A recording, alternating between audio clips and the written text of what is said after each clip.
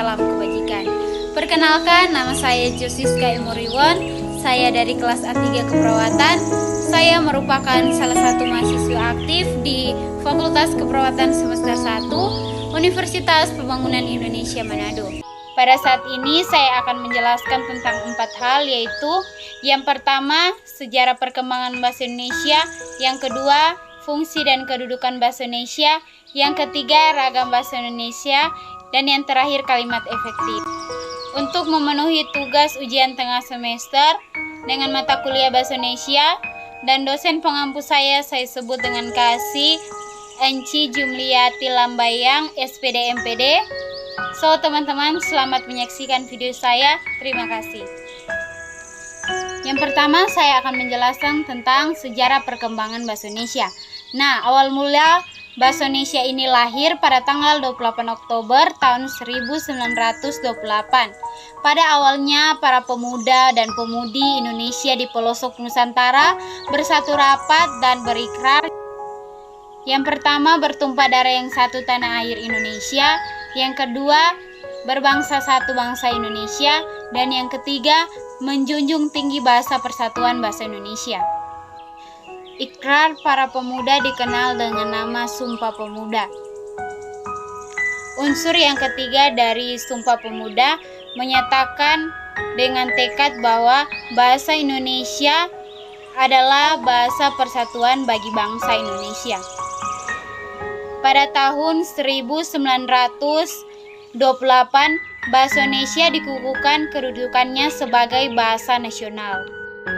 Nah, lalu bahasa Indonesia dinyatakan sebagai bahasa negara pada tanggal 18 Agustus tahun 1945. Karena pada saat itu Undang-Undang Dasar tahun 1945 disahkan sebagai Undang-Undang Dasar Negara Republik Indonesia. Dalam Undang-Undang Dasar tahun 1945 pasal 36 disebutkan bahwa bahasa negara ialah bahasa Indonesia. Nah, kalau begitu, dari manakah bahasa Indonesia ini berasal? Berdasarkan sejarah, bahasa Indonesia mempunyai akar dari bahasa Melayu. Nah, di Indonesia ini sebelum terbentuknya bahasa negara yaitu bahasa Indonesia, awalnya orang-orang Indonesia menggunakan bahasa Melayu. Bahasa Indonesia ini tumbuh dan berkembang dari bahasa Melayu. Dan bahasa Melayu ini merupakan bahasa penghubung di seluruh Nusantara, bukan hanya di pulau-pulau saja, tetapi di seluruh Indonesia. Awal mula mereka menggunakan bahasa Melayu. Perkembangan bahasa Melayu di wilayah Nusantara mempengaruhi dan mendorong tumbuhnya rasa persaudaraan dan persatuan bagi bangsa Indonesia. Para pemuda Indonesia yang tergabung dalam perkumpulan pergerakan secara sadar mengangkat bahasa Melayu menjadi bahasa Indonesia, yang menjadi bahasa persatuan bagi seluruh bangsa Indonesia sesuai dengan isi Sumpah Pemuda pada tanggal 28 Oktober tahun 1928. Yang menjadi bahasa persatuan bagi seluruh bangsa Indonesia sesuai dengan isi Sumpah Pemuda pada tanggal 28 Oktober tahun 1928. Bahasa Indonesia ini pun dipakai oleh berbagai lapisan masyarakat Indonesia, baik di pusat maupun daerah. Masyarakat Indonesia antar suku pun menggunakan bahasa Indonesia untuk percakapan mereka setiap hari. Bahasa Indonesia ini pun kemudian masuk dalam kategori 3 perkembangan, yaitu bahasa persatuan, bahasa resmi, dan bahasa internasional. Bahasa Indonesia yang merupakan bahasa Melayu yang telah berada di Indonesia sejak tahun 680 ini membuat bangsa Indonesia menjadi semakin kokoh. Bahasa Indonesia pun menyatukan, menjadi identitas dan menjadi kebanggaan tersendiri bagi bangsa Indonesia. Bahasa Indonesia diharapkan terus merekatkan berbagai suku bangsa yang ada di Indonesia. Dan yang kedua yaitu fungsi dan kedudukan bahasa Indonesia. Bahasa Indonesia mempunyai 2 kedudukan, yaitu bahasa nasional dan bahasa negara. Dalam kedudukannya sebagai bahasa nasional, bahasa Indonesia berfungsi sebagai Bahasa Indonesia yang merupakan bahasa Melayu yang telah berada di Indonesia sejak tahun 680 ini membuat bangsa Indonesia menjadi semakin kokoh. Sebagai lambang kebanggaan kebangsaan, identitas nasional, sebagai alat perhubung antar warga, antar daerah dan antar budaya, dan sebagai alat pemersatu suku, bahasa, budaya di seluruh Nusantara. Sedangkan dalam kedudukannya sebagai bahasa negara, bahasa Indonesia memiliki fungsi yaitu sebagai bahasa resmi kenegaraan, bahasa pengantar pendidikan, alat perhubungan tingkat nasional, alat pengembangan kebudayaan, dan ilmu pengetahuan dan teknologi.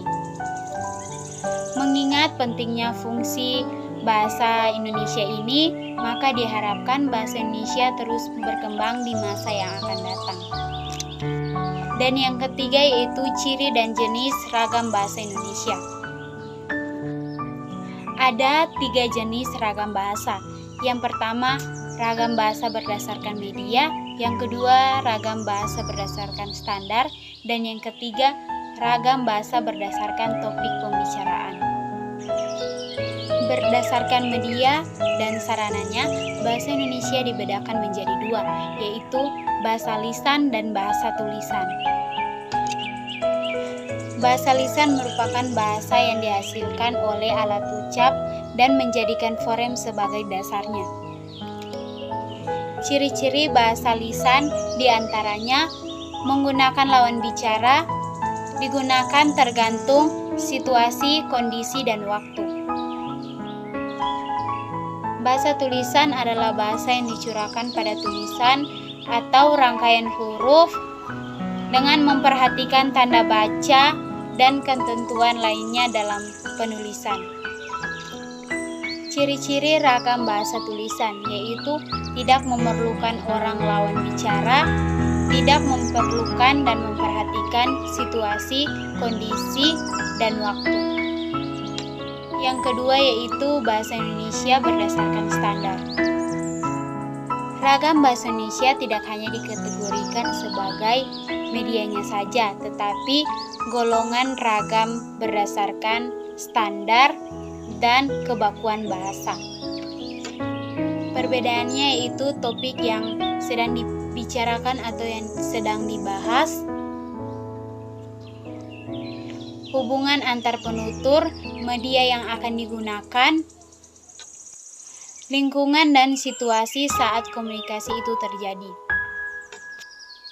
Dan yang ketiga yaitu ragam bahasa berdasarkan topik pembicaraan.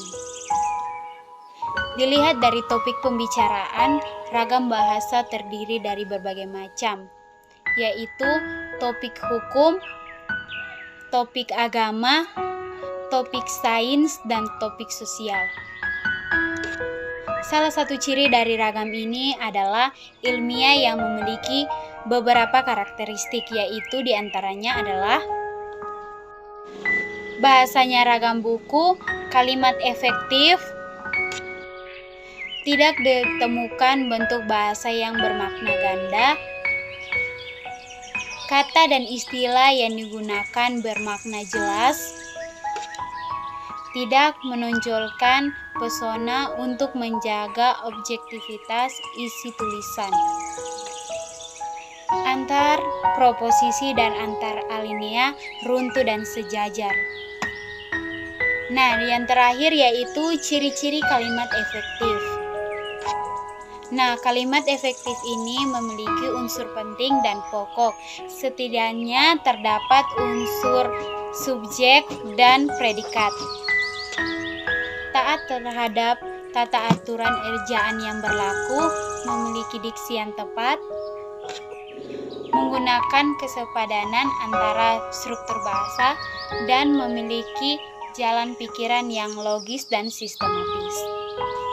Tujuan dari kalimat efektif ini yaitu menyampaikan gagasan, informasi, dan menyampaikan perasaan si penulis kepada si pembicara agar tidak terjadi kesalahan. Salah satu contoh kalimat efektif yaitu, supaya naik kelas kita harus belajar dengan tekun. Terima kasih, salam sehat semua. Mari bergabung di Universitas Pembangunan Indonesia Manado yang terletak di Kelurahan Bahu, Lingkungan 3 Manado, sangat strategis di pusat kota Manado. Universitas Pembangunan Indonesia Manado berdiri megah dengan memiliki aula yang begitu besar dan ruangan 7 lantai. Terdiri dari ruang kelas, kantor, perpustakaan, laboratorium komputer, laboratorium keperawatan, ruang pengadilan, kantin, serta rooftop di bagian atas, dan memiliki 6 fakultas, yaitu Fakultas Pertanian,